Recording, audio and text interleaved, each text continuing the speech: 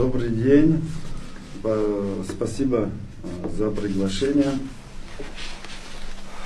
Я хочу сразу сказать, что инвестиционное соглашение несет в себе угрозу для национального бизнеса и несет в себе угрозу для бюджета Республики Абхазия. Дело в том, что инвестиционное соглашение фактически, я думаю, здесь квалифицированные юристы присутствуют, они подтвердят, выводит крупный иностранный капитал из-под юрисдикции Республики Абхазия. Это очень важно. То есть иностранный крупный предприниматель, обладающий капиталом свыше 2 миллиардов рублей, он будет жить по суперльготным законам, а все наши предприниматели будут вынуждены жить по нашему абхазскому законодательству, и это дает им колоссальное преимущество. И дополнительно за спиной в соглашении это отражено, каждого предпринимателя будет стоять крупный российский банк. В чем угроза? Угроза в том, что наш национальный банк не сможет оказать никакой поддержки нашим предпринимателям через коммерческие банки, так как у него нет достаточно капитала. Эта проблема у нас фактически приобрела острый, я бы даже сказал, критический характер. Я полностью согласен с Ливаном Мика, Саидом Гизирдава. Последствия будут, нужно сказать, очень печальные для нашего не только бизнеса, но и для нашего государства. Если предприниматель, давайте выстроим цепочку. Предприниматель российский приходит с капиталом, вот, например, Ткачев, строит отель, там, по-моему, более 2500 номеров, если память мне не изменяет, Пицунде, совершенно новый. И теперь все остальные наши предприниматели, которые имеют отели, значит, от Гудауты до Цандрыпша, для того, чтобы конкурировать, должны будут брать кредиты, модернизировать эти отели, соответствовать, бороться за клиента. Иначе клиенты перейдут, значит, в новые отели, и получается у нас банковская наша система этими капиталами не обладает. И на сегодняшний день дефицит кредитного капитала, я считаю, что этот дефицит искусственный, превышает уже 20 миллиардов рублей. Я хочу напомнить, что Республика Абхазия ради дружбы с Россией, это и знак большого доверия к России, добровольно использует российский рубль. Был подписан договор с Россией, и единственный раз, когда приходил кредит, это не подарок, это кредит на наш национальный банк, это был 2009 год. В 2019 году этот кредит был вовремя возвращен со всеми процентами, и уже с 2020 года ныне действующая исполнительная власть этим вопросом притока денег в наш национальный банк, для того, чтобы наш национальный банк кредитовал, значит, предпринимателей Республики Абхазия, не решен. Что уже мы имеем сейчас? Мы сейчас имеем ситуацию, когда с 2020 года дефицит банковского капитала привел к тому, что наши предприятия не могут обеспечить существенный рост производства собственной продукции. Уже без этого соглашения наши предприниматели находятся в тяжелом положении. Я хочу напомнить, что в 2020 году производство собственной продукции было 7 миллиардов, там около 100 миллионов, 150. В прошлом году производства собственной продукции у нас зафиксировано 7 миллиардов 600 миллионов. То есть, ну понятно, что 7 миллиардов сейчас и 7 миллиардов 5 лет назад это совершенно разные суммы по покупательной способности. Из этого получается ситуация такая, что значит, нет кредита. Нет, для производителей кредиты нужны длинные, с низким процентом. Национальный банк, кроме как в России, брать рубли негде, так как хозяин валюты Российская Федерация. И этим вопросом исполнительная власть не занималась. И мы получили уже ситуацию, которую я считаю, что правильную оценку дал глава государства, что мы не можем или нам будет очень тяжело перейти на самофинансирование оплаты труда в бюджетной сфере. То есть он дал оценку своей фактически работе за 5 лет. И этому есть причины. Когда ты не производишь собственную продукцию, что мы получили за эти 5 лет? Мы получили огромный приток туристов в связи с ситуацией вокруг Украины. Денежный оборот в стране увеличился почти в 4 раза. То есть, но эти деньги, ясно, что их привозят туристы, и они тут же уходят из страны. То есть страна не зарабатывает. Вот что мы получили. У нас импорт увеличился в 2,5 раза. Он, я думаю, достигнет 40 миллиардов рублей. Отток денег в прошлом году из страны зафиксирован Национальным банком 72 миллиарда 800 миллионов рублей. И мы ушли в минус. Хочу напомнить, что у нас был положительный платежный баланс страны в 2020 году. Вот к чему приводит ситуация, когда не слышат председателя Нацбанка. Председатель Нацбанка многократно, громогласно и в парламенте, и на совещании главы государства заявлял, что у нас недостаточно средств в нашем национальном банке.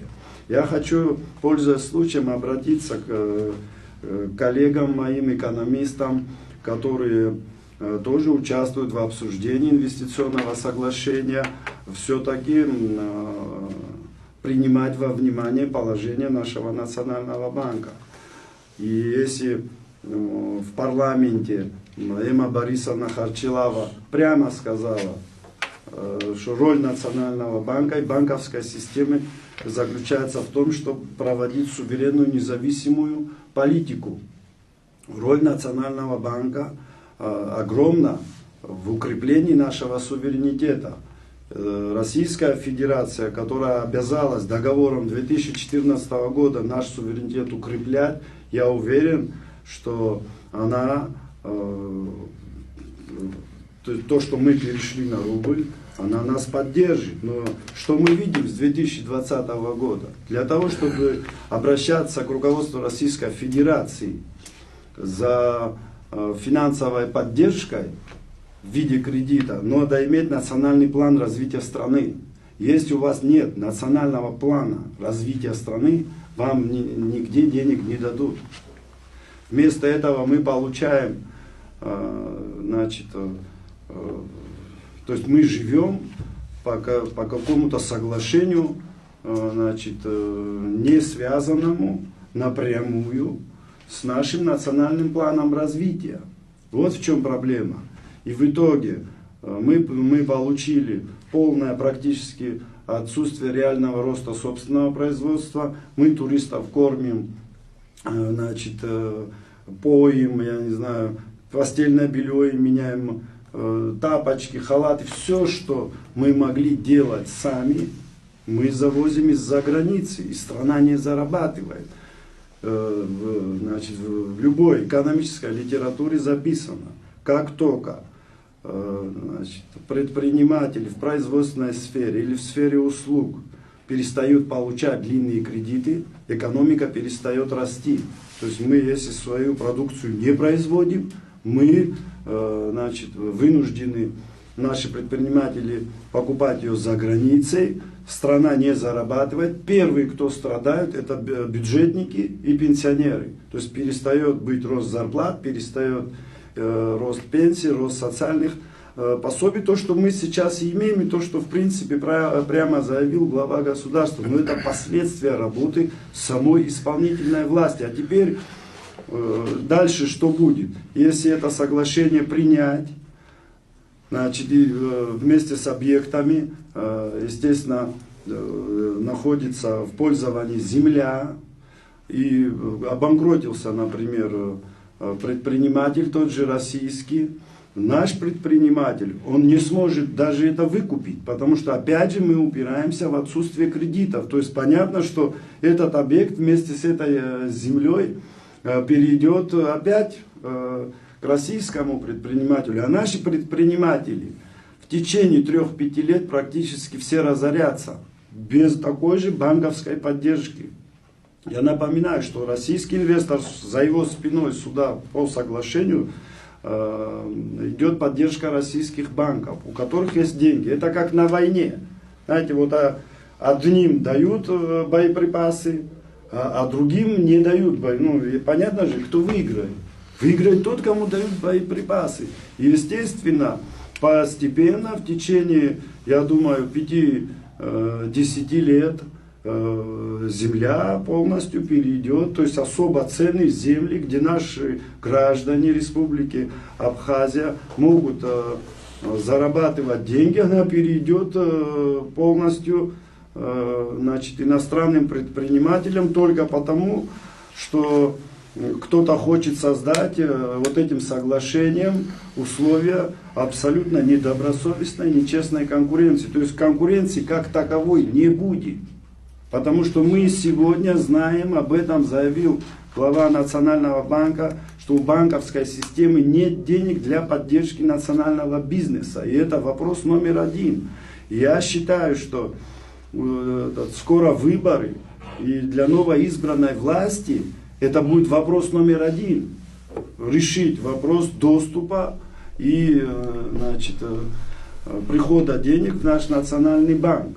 Раз мы перешли на рубль, а зная это положение, где должно быть уже как минимум 20 до 25 миллиардов рублей, чтобы было понимание по отношению к валовому внутреннему продукту, в нашем национальном банке должны находиться рубли. Там в прошлом году из отчета Национального банка, из интервью Беслана Барателя, значит, мы знаем, что выдано всем бизнесменам Абхазии кредитов на сумму 3-4 миллиарда рублей.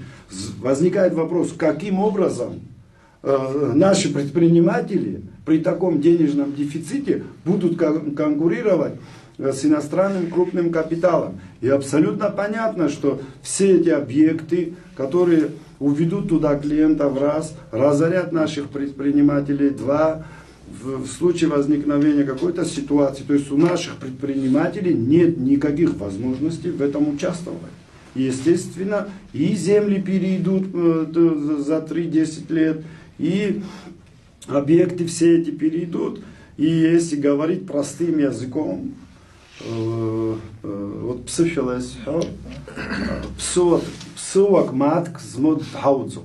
Роль национального бизнеса в становлении и укреплении и защите абхазского государства мы все видели при коронавирусе, когда сама исполнительная власть обращалась, кто деньги собирал. Вы посмотрите, есть же список в средствах массовой информации.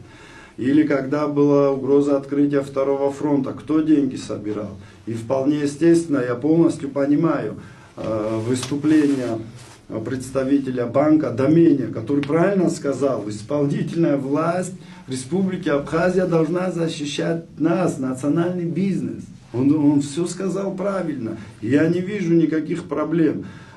Второй момент, я и Холозов. Второй момент, что мы видим, какую реакцию мы видим у представителей исполнительной власти на все вот эти аргументы. Значит, это манипуляция, это угрозы, то есть прозападные силы, антироссийские настроения. Я, пользуясь случаем, хочу обратиться к гражданам нашей страны. Когда вы слышите такие речи, что про западные силы или антироссийские настроения, это означает одно: вами хотят манипулировать, с вами не хотят говорить про демографическое положение абхазского народа, с вами, значит, не хотят говорить про зарплаты, про пенсии, про помощь молодым семьям, про наших детей. Вот что это значит. Если вам говорят, вас пытаются запугивать прозападными силами, которых, слава Богу, и Сергей Миронович Шамба это озвучил, и Лаша Ашуба, спикер парламента, озвучил, их нет в нашей стране, значит, с вами просто не хотят говорить о реальных проблемах, сложившихся в нашей стране. И я надеюсь, что наши граждане разберутся в этой ситуации.